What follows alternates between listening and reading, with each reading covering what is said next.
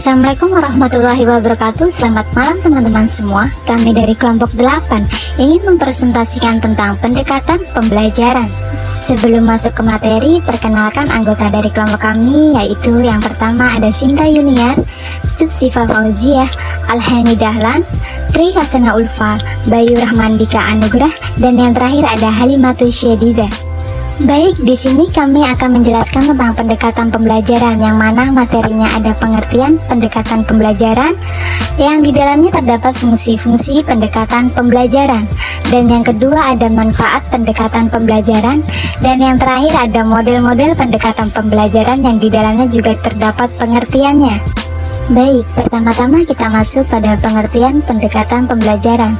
Poin pertama di sini ada istilah pendekatan dapat dipahami sebagai suatu jalan, cara atau kebijaksanaan yang ditempuh oleh guru atau siswa dalam mencapai tujuan pengajaran, dilihat dari sudut pandang bagaimana proses pengajaran atau materi pengajaran itu umum atau khusus dikelola.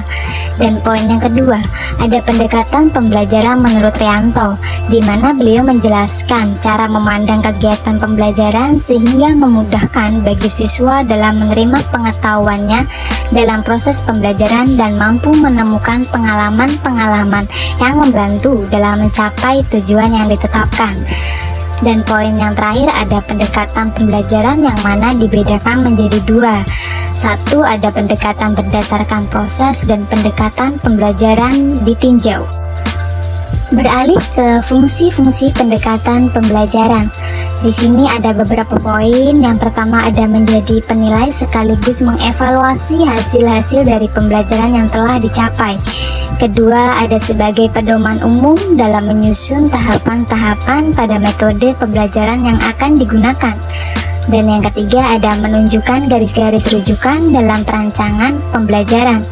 Keempat, ada menganalisa masalah-masalah yang terjadi pada saat pembelajaran. Dan yang terakhir ada membantu dalam penilaian dari hasil penelitian dan pengembangan yang telah dilakukan.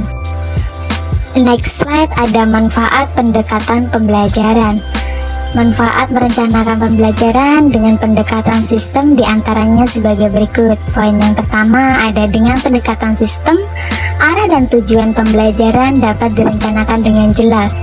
Dengan tujuan yang jelas, maka kita dapat menetapkan arah dan sasaran dengan pasti. Dan yang kedua, ada pendekatan sistem menuntun guru pada kegiatan yang sistematis. Dan yang terakhir ada pendekatan sistem dapat merancang pembelajaran dengan mengoptimalkan segala potensi dan sumber daya yang tersedia. Dan poin yang terakhir dari pendekatan pembelajaran di sini ada model-model pendekatan pembelajaran. Kita ambil ada 3 poin. Di sini ada pendekatan kontekstual, pendekatan konstruktivisme, dan yang terakhir ada pendekatan deduktif-induktif. Selanjutnya yaitu tentang model-model pembelajaran. Di sini ada pendekatan konseptual, di mana pendekatan konseptual itu sendiri berlatar belakang bahwa siswa belajar lebih bermakna dengan melalui kegiatan yang dialami dia sendiri dalam lingkungan alamiahnya. Dan kedua ada pendekatan konstruktivisme, merupakan landasan berpikir pendekatan konseptual, yaitu bahwa pendekatan dibangun oleh manusia sedikit demi sedikit yang hasilnya diperluas melalui konteks yang terbatas dan tidak dengan tiba-tiba. Dan yang terakhir ada model pendekatan deduktif dan pendekatan induktif. Di yang pertama, pendekatan deduktif itu ditandai dengan pemaparan konsep, definisi, dan istilah-istilah pada bagian awal pembelajaran.